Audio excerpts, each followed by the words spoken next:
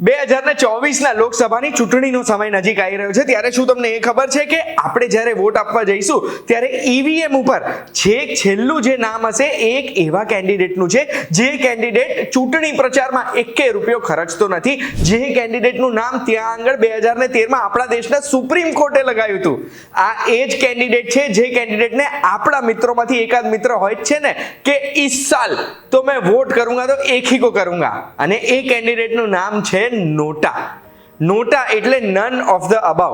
તો જો તમે જાણવા માંગતા હોય કે નોટાને વોટ કરવાથી શું ફરક પડે છે અને શું નોટાને વોટ કરવાથી રીઇલેક્શન કરવું પડશે કે નહીં, તો એના માટે ધ્યાનથી સાંભળજો, હું તમને એક વાત કહું.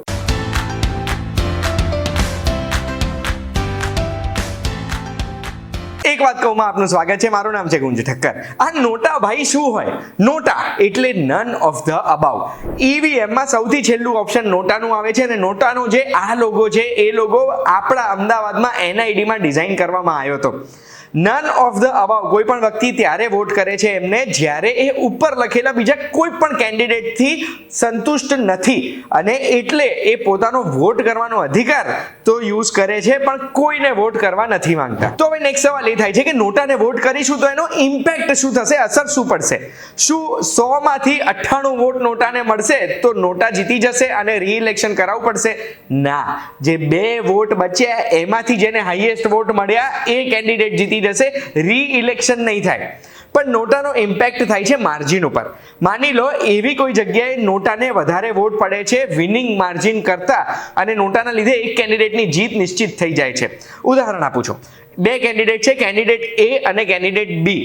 100 વોટ ટોટલ પડ્યા છે, એમાંથી કેન્ડિડેટ એ ને 45 વોટ મળ્યા છે, કેન્ડિડેટ બી ને 35 વોટ મળ્યા છે, એટલે 10 વોટના માર્જિનથી જ કેન્ડિડેટ એ ની જીત થઈ. હવે ત્યારે અગર જો નોટાને 16 વોટ મળે છે અને 4 અધર્સને મળે છે તો નોટાના આ 16 વોટ જો કેન્ડિડેટ બી ને મળી ગયા હોત તો એવા સંજોગોમાં કેન્ડિડેટ બી જીતી ગયા હોત અને એટલે જ નોટા વિનિંગને અસર કરી શકે છે. આપણા દેશમાં લેટેસ્ટ ડિસેમ્બર 2023માં જે 4 રાજ્યોના ઇલેક્શન થયા હતા, છત્તીસગઢ, મધ્યપ્રદેશ, રાજસ્થાન અને તેલંગાનામાં, એમાં ટોટલ 47 સીટ એવી હતી જેમાં વિનિંગ માર્જિન કરતા નોટાને મળેલા વોટ્સ વધારે હતા.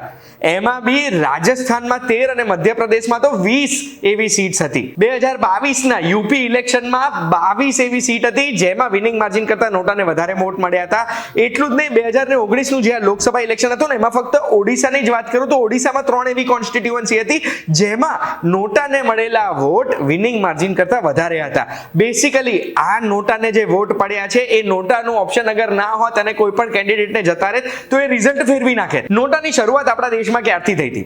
તો વર્ષ 2013માં સૌથી પહેલા ઇલેક્શન હતા આપણા દેશના 5 રાજ્યોમાં, જે તમને સ્ક્રીન પર દેખાય છે. એ 5 રાજ્યના ઇલેક્શનમાં નોટા ઓપ્શન પહેલી વખત આપવામાં આવ્યું હતું અને એ આપવાનું કારણ હતું 2013નું સપ્ટેમ્બરમાં સુપ્રીમ કોર્ટે જે જજમેન્ટ આપેલું નથી એમાં સુપ્રીમ કોર્ટ એવું કીધું કે રાઈટ ટુ સિક્રેસી જળવાવી જોઈએ આવા વ્યક્તિઓની જે નોટાને વોટ કરે છે અને એમને રાઈટ ટુ રિજેક્ટ નું ઓપ્શન મળવું જોઈએ. એટલે જેટલા કેન્ડિડેટ્સ દેખાય છે એ કેન્ડિડેટ્સને રિજેક્ટ કરવા જોઈએ અને એટલે જ નોટાનું ઇમ્પોર્ટન્સ આપણને જે અત્યારે દેખાય છે ને સૌથી પહેલા રાઈટ ટુ રિજેક્ટ નું છે કે આપણે કોઈને બી વોટ નથી આપવા માંગતા પણ વોટ આપવો છે તો નોટાને આપી શકીએ. અને બીજું, પોલિટિકલ પાર્ટીઝને પણ દેખાય કે અમે જે કેન્ડિડેટ્સ મૂકેલા અહીંયા એ કેન્ડિડેટ્સ પબ્લિકને નથી પસંદ. પણ નોટાને વોટ મળવાથી રીઇલેક્શન નથી થતા, નોટાનો ઇમ્પેક્ટ ઓછો છે અત્યારે આપણા દેશમાં. એટલે એડીઆર એટલે એસોસિએશન ફોર ડેમોક્રેટિક રિફોર્મ્સ, જે એક ઇલેક્શન વોચડોગ છે, એમણે 3 પોઈન્ટ બહાર પાડ્યા છે કે માની લો અગર કોઈ પણ ઇલેક્શનમાં કોઈ પણ સીટમાં નોટાને જો હાઈએસ્ટ વોટ્સ મળે છે ને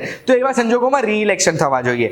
રીઇલેક્શન થાય ત્યારે બી નોટાનું ઓપ્શન હોવું જોઈએ અને એ જ કેન્ડિડેટ જીતવા જોઈએ જેમને 50% થી વધુ વોટ મળે છે. તો અગર 50% થી વધુ વોટ નથી મળતા તો રીઇલેક્શન ત્યાં સુધી કરવું જોઈએ જ્યાં સુધી એક કેન્ડિડેટને ત્યાંના પ્રજાના 50% થી વધુ વોટ્સ નથી મળતા. આવું એડીઆર નું કહેવાનું છે. પણ મારે એ બી જાણવું છે કે તમારું શું કહેવાનું છે નોટા વિશે અને શું આવનારા ઇલેક્શનમાં વોટ કરવા તમે તૈયાર છો ને? ઇલેક્શન કાર્ડ, ઇલેક્ટરલ રોલ બધું ચેક કરી દીધું છે ને? ના કર્યું હોય તો કમેન્ટમાં મને કહેજો ક્યાં અટકો છો. તમને એના ઉપર એક વાત કહું કરીને એનો પણ જવાબ આપી દઈશ. આ વિડીયોની માહિતી ગમી હોય તો બસ આવી જ વિડીયો જોવા માટે એક વાત કહું જોતા રહેજો. આપણે ફરી મળીશું.